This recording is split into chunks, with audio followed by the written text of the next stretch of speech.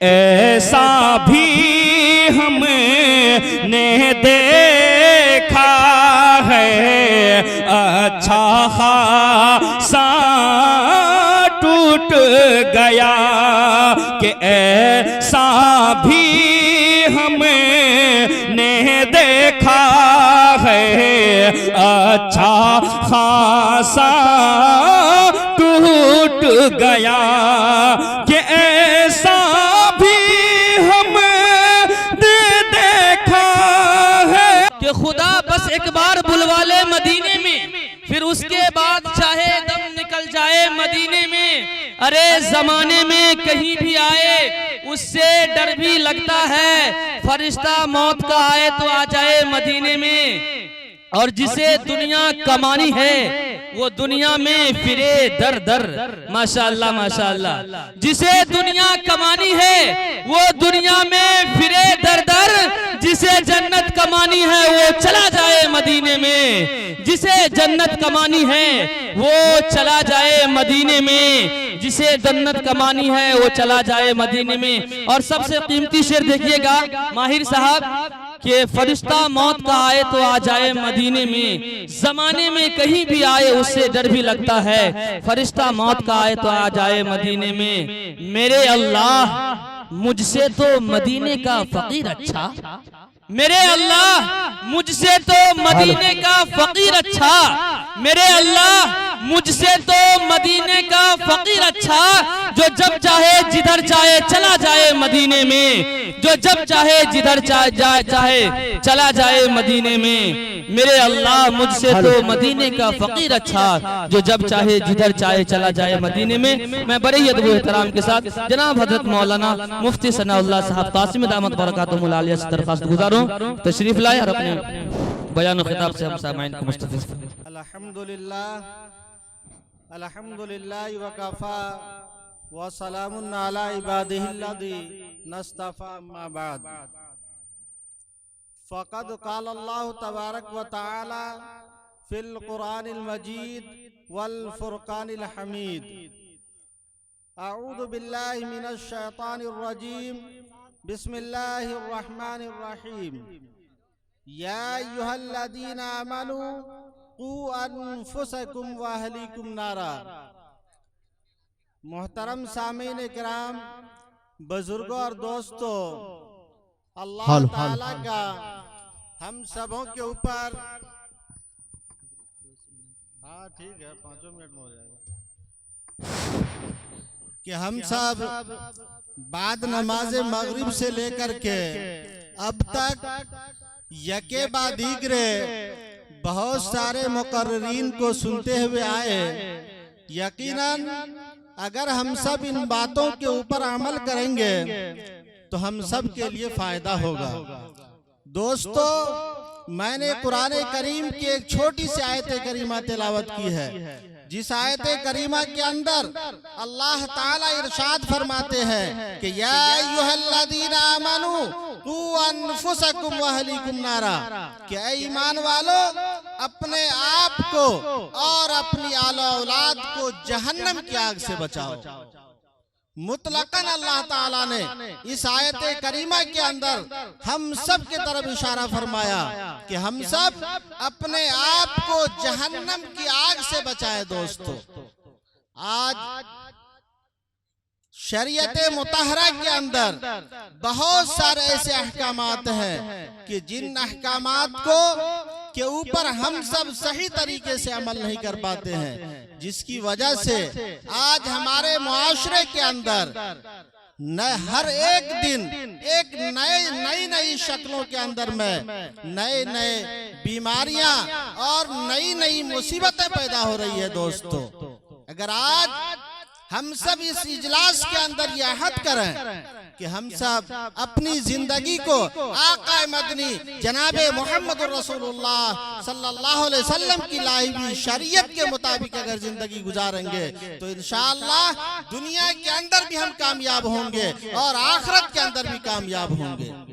दोस्तों, हम सब के जिस्म के अंदर अल्लाह ताला ने एक अजीम हिस्सा पेट का अता फरमाया है कि अगर हमारा पेट सही माने में हलाल रिस्क अगर उसके अंदर जाता रहे तो सही समझ, सही सोच, सही फिक्र और सही तरीके से वो अल्लाह ताला की इबादत कर पाएंगे। दोस्तों, आज यूरोप वालों ने, सहूनियत के वालों ने आज हमारे मुआशरे के अंदर ऐसी ऐसी बीमारियों का इजाद किया है कि आज हम सब हलाल को हलाल नहीं समझ रहे हैं और हराम को हराम नहीं समझने के काबिल है। दोस्तों, आज हमारे मुआशरे के अंदर नई शक्लों के नई शक्ल में लाइफ इंश्योरेंस और सूदखोरी की ऐसी ऐसी बीमारियां हमारे मुआशरे के अंदर आ चुकी है कि यकीन जानिए दोस्तों, जिसके बारे में आका मदनी जनाब मोहम्मद रसूलुल्लाह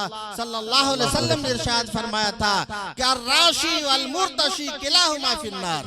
लेकिन आज हमारे मुआशरे के अंदर हम सब उसके अंदर मुलव्विस होते जा रहे हैं। दोस्तों, अगर हमारे माशरे के अंदर अगर हम सब सही माने में अगर सूदखोरी से नहीं बचे दोस्तों, तो यकीन जानिए कि हमारे जिस्म के अंदर जो खून बनेगा, हमारे जिस्म के अंदर जो सही मादे पैदा होंगे और उससे सही सोच पैदा होनी चाहिए, वो सही सोच हमारे दिमाग में पैदा नहीं हो सकता है। दोस्तों, हजरत मौलाना खलील अहमद, मैं एक वाकया आपको सुनाना चाहता हूँ। सहारनपुर की सरजमीन है और बुजुर्गों के बुजुर्ग और बहुत बड़े आलिम दीन हजरत मौलाना खलील अहमद सहारनपुरी नव्वरल्लाहु मरकदहू है और दूसरी तरफ शेखुल इस्लाम हजरत मौलाना हुसैन अहमद मदनी रहमतुल्लाह अलैह। दोस्तों, सहारनपुर का एक लाला था, लाला आप जानते हैं बनिया को बोलते हैं। लाला शेखुल इस्लाम हजरत मौलाना हुसैन अहमद मदनी रहमतुल्लाह अलैह की दावत करने के लिए आया, तो हजरत ने उस लाला की दावत लेने से इनकार कर दिया और कहा कि हम तुम्हारी दावत नहीं लेंगे। क्योंकि लाला तो लाला होता है, जो बड़े ताजिर हुआ करते हैं उसका दिमाग भी ऊंचा होता है। उसने सोचा कि हजरत शेखुल इस्लाम हजरत मौलाना हुसैन अहमद मदनी नव्वरल्लाहु मरकदहू हमारी दावत को कबूल नहीं किए हैं, मैं इनके उस्ताद मोहतरम हजरत मौलाना खलील अहमद सहारनपुरी नव्वरल्लाहु की खिदमत में पहुंचता हूं। वहां पहुंचे और पहुंचने के बाद उन्होंने हजरत को दावत पेश किया। हजरत ने दावत को कबूल कर लिया। जब दावत हजरत ने कबूल कर ली तो उसके बाद उन्होंने शेखुल इस्लाम हजरत मौलाना हुसैन अहमद मदनी नव्वरल्लाहु मरकदहू की शिकायत की और कहा कि हजरत आपका शागिर्द शेखुल इस्लाम हमारी दावत को कबूल नहीं कर रहे हैं। तो उन्होंने कहा कि ठीक है, मैं हुसैन को बुलाता हूँ। हजरत मौलाना हुसैन अहमद मदनी नव्वरल्लाहु मरकदहू को बुलाया गया और आपके सामने में उन्होंने आपको दावत दी। आपने अपने उस्ताद के अदब की लिहाज करते हुए, उस्ताद के हुक्म को मानते हुए हजरत शेखुल इस्लाम नव्वरल्लाहु मरकदहू ने भी उसकी दावत को कबूल कर लिया। अपने मुकर्ररा वक्त में दोनों बुजुर्ग उस लाला के घर में पहुंचते हैं और पहुंचने के बाद जब लाला ने दस्तरखान को सजाया और उस दस्तरखान के ऊपर शेखुल इस्लाम हजरत मौलाना हुसैन अहमद मदनी नव्वरल्लाहु मरकदहू भी बैठते हैं और दूसरी तरफ उनके उस्ताद मोहतरम हजरत मौलाना खलील अहमद सहारनपुरी नव्वरल्लाहु मरकदहू भी बैठते हैं और दोनों बुजुर्ग एक ही दस्तरखान के ऊपर बैठ करके दावत को खाते हैं। और खाने के बाद क्या होता आप सुनिए। शेखुल इस्लाम चूंकि जानते थे कि उस लाला के का कारोबार सही नहीं है, हजरत उसी के बैतुल खला के अंदर चले जाते हैं और अपने हल्क के अंदर उंगली डाल करके उसके तमाम खाना को बाथरूम के अंदर में कह कर देते हैं। और दूसरी तरफ आपके उस्ताद मोहतरम हजरत मौलाना खलील अहमद नव्वरल्लाहु मरकदहू खाना को खा करके अपने घर चले जाते हैं और जाने के बाद बीमार हो जाते हैं। दोस्तों, एक खाना का असर देखिए कितना बड़ा होता है।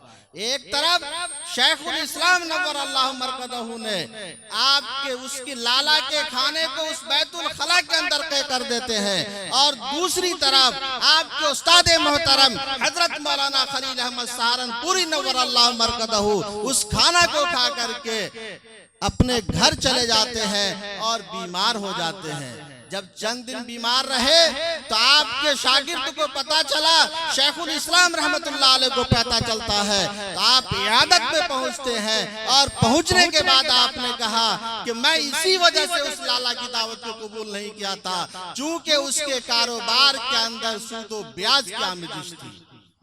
आप समझ सकते हैं दोस्तों, एक साफ शफाफ दिल के अंदर जब गलत लुकमा अगर पहुंचता है तो उसके दिल को बीमार कर देता है। हजरत भी वहां पर बीमार हो गए और 40 दिन तक बीमार रहे। दोस्तों, मैं इस वाक्य से बताना चाहता हूं कि आज हमारे मुआशरे के अंदर ऐसी सूदखोरी की ऐसी शक्लें पैदा हो चुकी है कि आज कोई भी शख्स को बचना मुश्किल हो चुका है। दोस्तों, साहबे मिशकात ने मिशकात के अंदर आका मदनी जनाबे मोहम्मद रसूलुल्लाह सल्लल्लाहु अलैहि वसल्लम की रिवायत नकल की है कि एक जमाना ऐसा आएगा कि कोई भी घर सूद के धुआं से नहीं बच सकता है। दोस्तों, आज ये बंधन और आज कौन कौन शक्लें पैदा हो चुकी है। दोस्तों, हम ये कहते हैं कि दोस्तों हम उसी नबी उम्मी आका मदनी जनाबे मोहम्मद रसूलुल्लाह सल्लल्लाहु अलैहि वसल्लम के चहेते उम्मती हैं, जिसके नबी ने फाका कशी की हालत की हो, जिसके सहाबा ने पत्थरों पर पेट में पर पत्थर रख करके इस इस्लाम की इशाअत की हो। आज उसके मानने वाले उसकी उम्मती होकर के हम सब अपनी ख्वाहिश को पूरा करने के लिए, अपनी चाहत और मनचाही जिंदगी को गुजारने के लिए आज हम सब क्या कर रहे हैं, सूद की तमाम शक्लों को अपने अंदर इख्तियार कर रहे हैं। दोस्तों, यकीन जानिए दोस्तों, अगर हमारा रोजी रोटी हलाल और सही तरीके से अगर हम खाएंगे तो हमारे मुआशरे के अंदर भी तब्दीली होगी, हमें इबादत की तौफीक भी अल्लाह ताला अता फरमाएंगे। इंशाअल्लाह भाई हम लोग बचेंगे इंशाअल्लाह। कोई नहीं बोल रहे, चूंकि उसको गाड़ी खरीदनी है, उसको जमीन खरीदनी है, शादी ब्याह करनी है। दोस्तों, अहद व पैमान कीजिए।